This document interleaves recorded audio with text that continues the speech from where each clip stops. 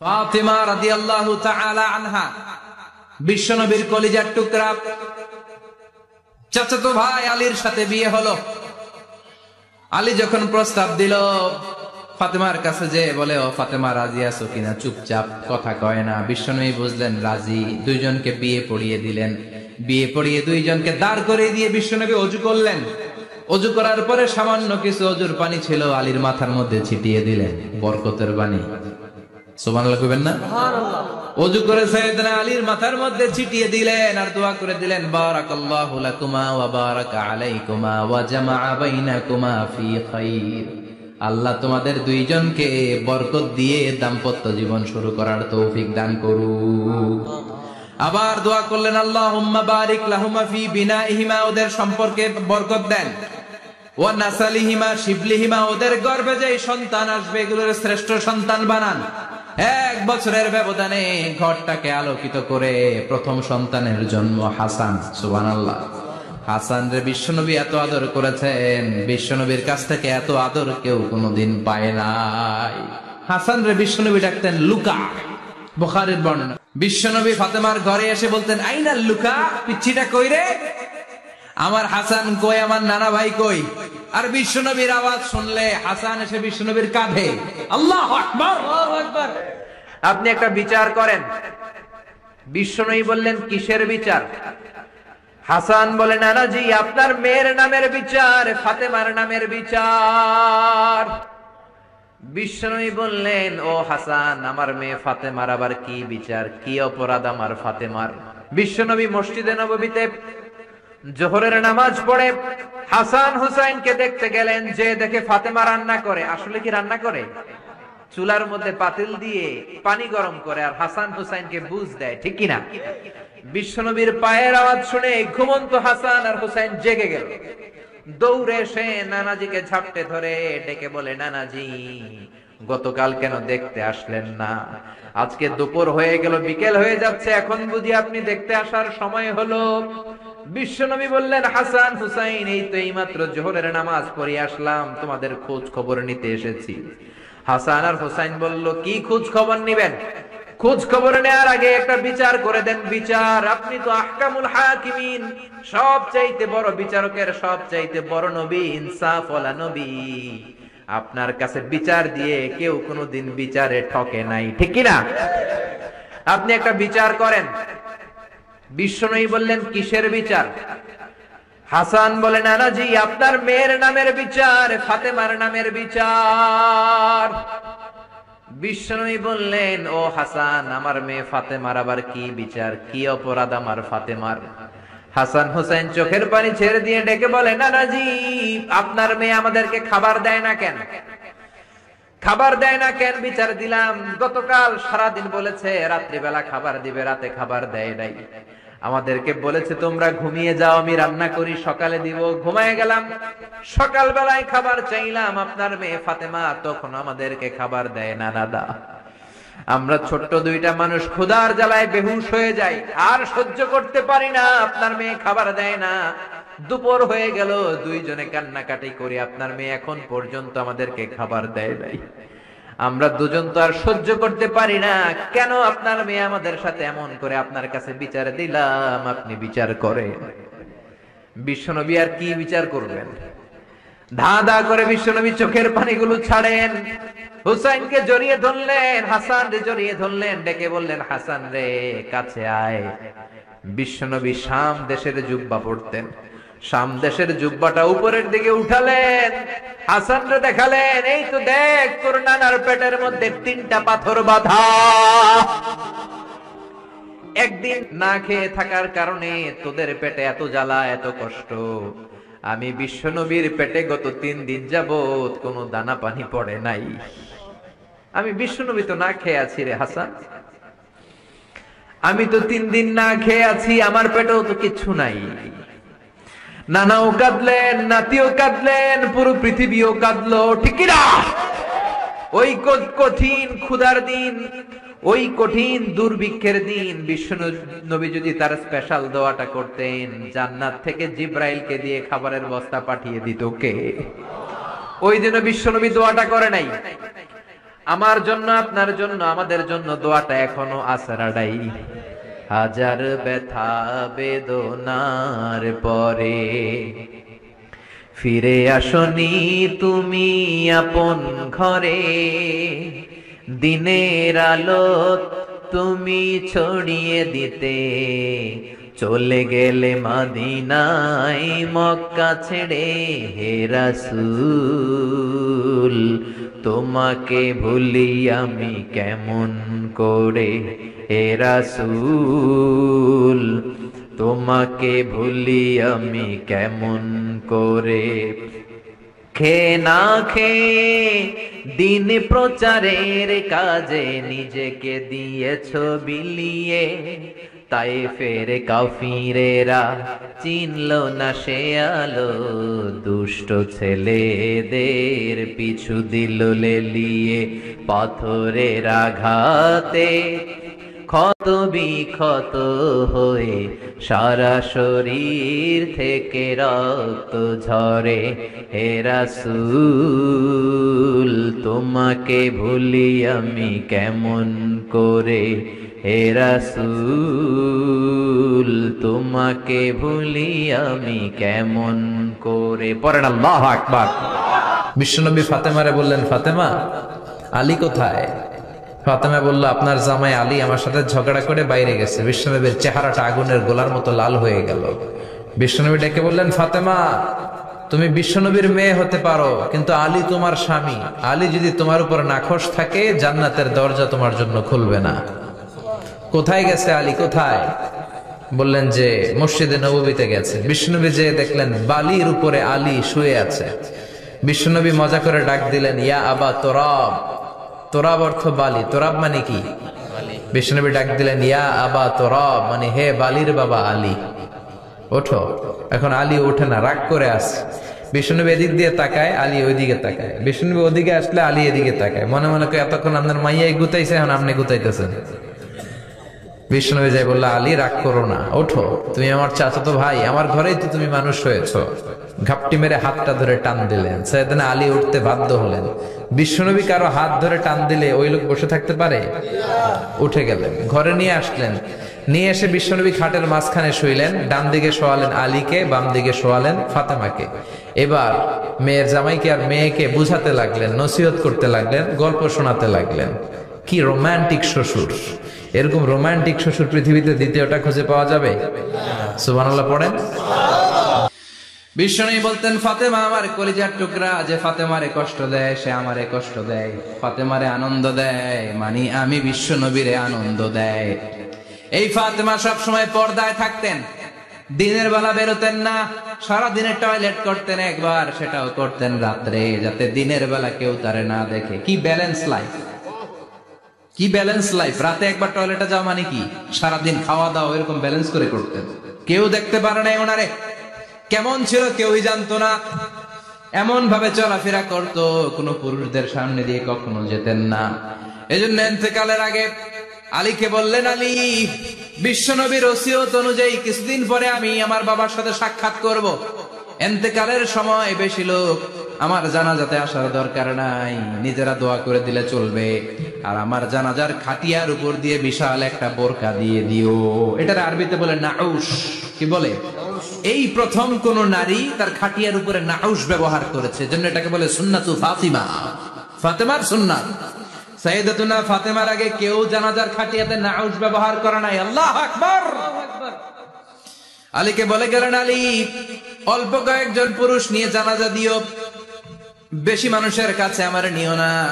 দুনিয়ার বুকে আমি লুকিয়ে লুকিয়ে চলতাম, মরার পরে লুকিয়ে লুকিয়ে আল্লাহর কাছে চলে যেতে চাই, পুরুষদের সামনে আমার নিও না। ও মা, এই ফাতেমার জীবনী থেকে আপনার জন্য শিক্ষা হলো পর্দা। সব সময় পর্দাটা দেহে থাকার দরকার আছে না নাই? রাজি আছেন? কি দিল দরিয়া নবী ছিল, নিজের বিপদের কথা ভুলে গিয়ে, নাতির বিপদের কথা ভুলে গিয়ে, ফ্যামিলির কথা ভুলে গিয়ে উম্মতের জন্য কেঁদেছে, ঠিক কিনা? গোটা বিশ্বের জন্য শিক্ষা এনেছে, সভ্যতা এনেছে, আমাদেরকে ভদ্রতা শিখিয়েছে। আর ওই নবীরে গালি দেয় এরকম কিছু ব্লগার বাংলার জমিনে আছে না নাই? তারা মানুষ নাকি শয়তান? এগুলো পিতৃ পরিচয়হীন জারদ সন্তান, জোরে বলেন ঠিক কিনা? দুই জায়গায় কেউ যদি আমাদেরকে ইনসাল্ট করে আমরা সহ্য করতে পারি না। এক হচ্ছে কোরআন, কোরআনকে নিয়ে গালি দিলে আমাদের কলিজায় আগুন আছে না নাই? বিশ্বনবীরে গালি দিলে কলিজায় আগুন ধরে যায়, যদি না ধরে যায় তুমি মুমিন নও, তুমি মুনাফিক। চিল্লা এখন ঠিক কিনা? বিশ্বনবীরে গালি দিলে কলিজায় আগুন লাগে, কলিজায় আগুন লাগে মুসলমান। কার কার লাগে দু হাত উঁচু করে আল্লাহর দেখা। লিল্লাহি তাকবীর, লিল্লাহি তাকবীর, লিল্লাহি তাকবীর। আল্লাহ আমাদের হাতগুলোকে কবুল করে নাকি আমরা পড়ি আমিন। আর জোরে পড়েন আমিন। এজন্য বিশ্বনবীর সুন্নাহ আমাদের আসল সম্বল। বিশ্বনবী যে শিক্ষা আমাদের কাছে রেখে গিয়েছেন সেটাই সম্বল, ঠিক কিনা? বিশ্বনবীর আগের গুনাহও মাফ, পরের গুনাহও মাফ। তারপরেও তিনি আল্লাহর কাছে যখন দোয়া করতেন ছোট্ট বাচ্চার মতো হাউ মাউ করে কেঁদে দোয়া করতেন। আমরা করি? আমাদের কান্না সেই না? এত পাষাণ আমাদের হৃদয়, এত আধুনিকতার মধ্য দিয়ে আমরা সময় কাটাচ্ছি। সোশ্যাল মিডিয়ার ভেতরে আমাদের এত সময় দেয়া হয়। এই সোশ্যাল মিডিয়া আমাদেরকে ঘুমাতে দেয় না, আমাদেরকে স্বাভাবিকভাবে চলতে দেয় না, আমাদের অন্তরটাকে নরম হতে দেয় না, ঠিক কি না? আমাদের কান্না আসে না, আমাদের হৃদয় পাষাণ হয়ে গেছে, আমাদের হৃদয় নরম হয় না। অন্যের দুঃখে আমরা দুঃখ পাই না, অন্যের দুঃখে যারা দুঃখ পায় না তারা মানুষ হতে পারে না, ঠিক কি না? ছাগলের পেট থেকে বেরোলে ওইটারে আমরা বলি ছাগল, গরুর পেট থেকে বেরোলে আমরা ডাকি গরু, মুরগির পেট থেকে বেরোলেই সেটা মুরগি হয়ে যায়।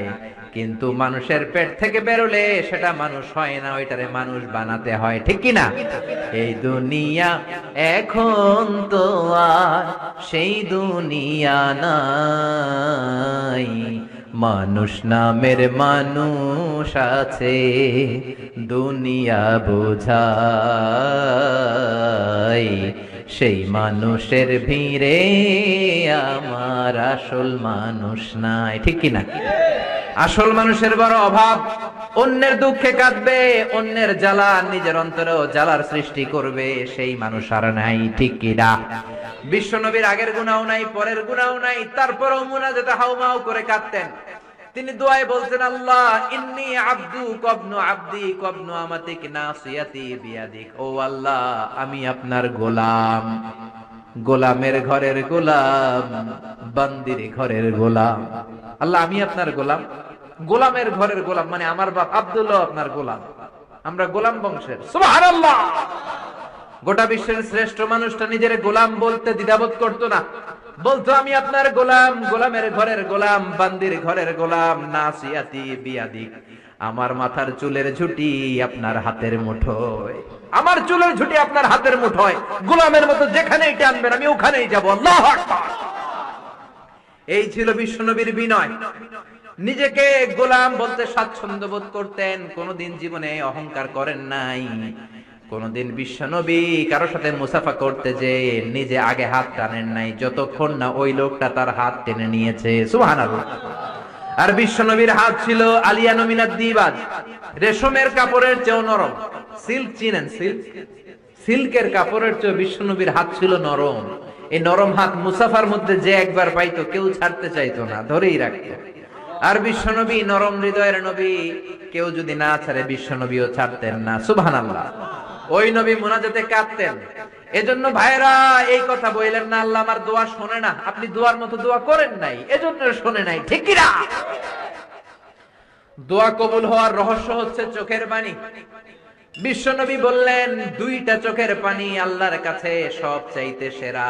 এক হলো জিহাদের ময়দানে রক্তের ফোঁটা, দ্বিতীয় হলো আল্লাহর ভয়ে মুনাজাতের মধ্যে চোখ থেকে বেয়ে বেয়ে পড়া পানির ফোঁটা।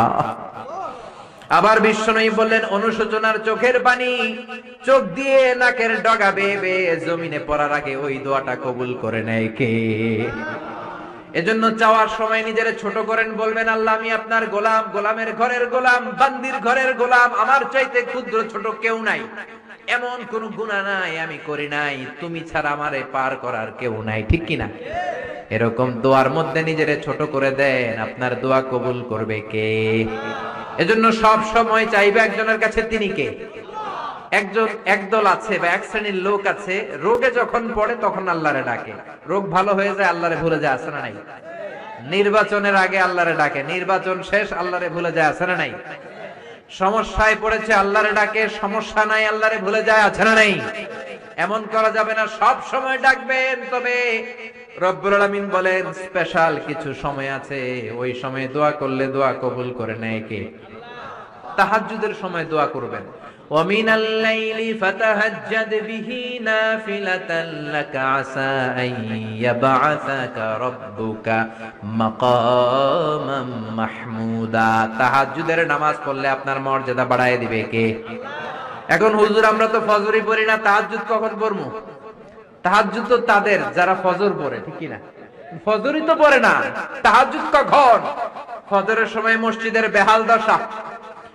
ফজরের সময় যত মসজিদে নামাজ পড়লাম খালি মুরব্বি চাচাদেরকে পাওয়া যায়, ইয়াং ছেলেরা নাই। ফজরের নামাজ মুরব্বিদের জন্য নয়, ফজরের নামাজ তোমাদের মতো ইয়াংস্টার যারা আছো তাদের জন্য, ঠিক কি না? ওয়াদা করো সূর্যপুরের মসজিদ গুলাতে যুবকরা যে ফজরের নামাজে মসজিদ ভরে দিবা, রাজি আছো? রাজি আছো যুবকেরা? এই যৌবন বয়সের ইবাদত আল্লাহর কাছে সবচাইতে প্রিয়।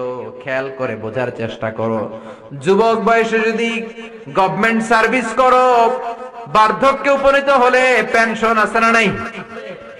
অনুরূপ ভাবে যুবক বয়সে যদি ইবাদত করো, বার্ধক্য অবস্থায় ইবাদত করতে না পারলেও পেনশনের হিসাবে তোমার আমলনামায় সওয়াব দিয়ে দিবে কে? এজন্য যুবক বয়সের ইবাদত আল্লাহর কাছে প্রিয়। মসজিদ তখন ধরে যখন আর কাজ করার সুযোগ নাই। মসজিদে তখন যায় যখন কেউ চাকরিতে নেয় না। মসজিদে তখন যায় যখন ঘরের কেউ তার সাথে কথা বলতে চায় না, মানে বয়স হয়ে গেছে 70 না। দুদিনের দুনিয়া, অল্প কয়েকটা বছরের ব্যবধানেই তোমার চুল পাকতে শুরু করবে, তোমার এই রক্ত গরম শরীরটাও ঠান্ডা হয়ে যাবে, তোমার আশেপাশে আর কেউ ঘুরবে না, কেউ তোমারে ডাকবে না, কেউ তোমারে গুনবে না। চিল্লায় বলেন ঠিক কি না? এজন্য কিয়ামতের দিন বিশ্বনবী বলেন, বনি আদম 5টা প্রশ্নের উত্তর না দিয়ে কেউ পা নাড়াতে পারবে না। এর মধ্যে একটা প্রশ্ন হলো, যৌবন বয়সটা তুমি কেমন কাজে লাগিয়েছো?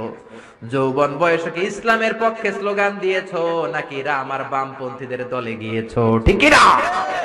যৌবন বয়সে কি তাফসীর মাহফিলে গিয়েছো নাকি মমতাজের গানের কনসার্টে গিয়েছো? যৌবন অবস্থায় তুমি কি কোরআনের অর্থ পড়েছো, ইসলামী সাহিত্য পড়েছো নাকি চটি বই পড়েছো, ঠিক কি না? পাই টু পাই কিয়ামতের দিন জিজ্ঞেস করবে কে? চিল্লায় বলেন কে? এজন্য তাহাজ্জুদের অভ্যাস করেন। যারা তাহাজ্জুদ পড়ে তাদের চেহারায় একটা আলাদা গ্লেস আছে। লোকটা কালো হলেও, যদি কালো রঙের লোক হয়, একটা গ্লেস আছে। আমার অনেক কালো বন্ধু আছে। আমি মিশরে পড়েছি, students of more than 100 nationalities, we used to study, stay and dwell in the same place. 100টারও বেশি দেশের ছাত্র থাকতাম। আমার অনেক আফ্রিকান বন্ধু ছিল, কুচকুচে কালো, তেল তেলে, কিন্তু কালো হলো চেহারা একটা সৌন্দর্য আছে না নাই? এজন্য কালো মানুষও যদি তাহাজ্জুদ পড়ে চেহারায় নূর বাড়িয়ে দিবে কে? 2 নম্বরে হলো আযান আর ইকামতের মাঝখানে যদি দোয়া করে, ওই দোয়া কবুল করে কে? এটা অনেকে জানে না। আযান দিয়েছে, মসজিদে গিয়েছে, সুন্নত নামাজ পড়ে বসে আছে, কখন ইকামত হবে, আরো 5 মিনিট বাকি, মাথা চুলকায়, আছে না নাই? মোবাইল টেপাটেপি করে, ফেসবুকিং করে, ঘড়ির দিকে তাকায় আছে, ঘড়ির কাঁটাও ঘুরে, ওর মাথাও ঘুরে, আছে না নাই? তো বসে থাকবা কেন তুমি? 5 মিনিট সময় আছে, চাইতে হবে কার কাছে? বাজারে যাওয়ার সময় যেমনি আপনি লিস্ট করে নিয়ে যান, এটা লাগবে ওটা লাগবে, মসজিদে যাওয়ার সময় মোবাইলের টুকি নিয়ে যান, কাগজের টুকি নিয়ে যান। আল্লাহ আমার সুন্দরী বউ লাগবে, বউ দাও, দিবে কে? এই বেটা দিবে কে? নেককার বিবি লাগবে, দিবে কে? গোল্ডেন এ প্লাস পেতে চাই, দিবে কে? উমরা করতে চাই, পাসপোর্টে ভিসা লাগে না, ভিসা করে দিবে কে? আযান এবং ইকামতের মাঝখানের সময়টাতে দোয়া করবেন। তারপরে বিশ্বনবী বললেন, দুবুরাস সালাওয়াতিল মাকতুবা, ফরজ নামাজের পরে দোয়া করলে কবুল করে কে? আমাদের দেশে আসসালামু আলাইকুম রাহমাতুল্লাহ, আসসালামু আলাইকুম, আমিন ইয়া আরহামার রাহিমিন, আছে না নাই? এই দোয়া বিশ্বনবী এইভাবে দোয়া করতেন না। বিশ্বনবী সালাম ফেরানোর পরে পড়তেন আল্লাহু আকবার। কি পড়তেন? নামাজ শুরু আল্লাহু আকবার দিয়ে, শেষ আল্লাহু আকবার দিয়ে। তারপরে সাহাবীদের দিকে ফিরে বসতেন। আমাদের দেশে শুধু ফজরের নামাজ আর আসরের নামাজ, এই 2 ওয়াক্তে ইমাম সাহেব ফিরে বসে, ঠিক কি না? কিন্তু সুন্নাহ হচ্ছে 5 ওয়াক্ত নামাজেই ইমাম সাহেব মুসল্লিদের দিকে ফিরে বসবে। এরপরে বিশ্বনবী পড়তেন 3 বার আস্তাগফিরুল্লাহ আস্তাগফিরুল্লাহ আস্তাগফিরুল্লাহ। তারপরে বিশ্বনবী পড়তেন আল্লাহুম্মা আনতাস সালাম ওয়া মিনকাস সালাম, এই দোয়াটা। এরপরে পড়তেন রাদিতু বিল্লাহি রাব্বা, এই দোয়া। এরপরে পড়তেন আল্লাহুম্মা লা মানিআ লিমা আ'তাইতা ওয়া লা মু'তিয়া লিমা মানা'তা ওয়া লা ইয়ানফা'ু যাল জাদ্দি মিনকাল জাদ। তারপরে আয়াতুল কুরসি পড়তেন। তারপরে বিশ্বনবী 33 বার সুবহানাল্লাহ, 33 বার আলহামদুলিল্লাহ, 33 বার আল্লাহু আকবার। আছে না নাই? এই তাসবিহগুলো আগে আপনি পড়বেন ঠান্ডা মাথায়। এরপরে যদি দোয়া করতে মনে চায়, সম্মিলিত মনে চায় করেন, একা একা মনে চায় করেন, বা হাত তোলা ছাড়া এমনি মুখে করেন, সমস্যা নাই। কিন্তু আগে তাসবিহগুলো পড়তে হবে। চিল্লায় বলেন ঠিক কি না?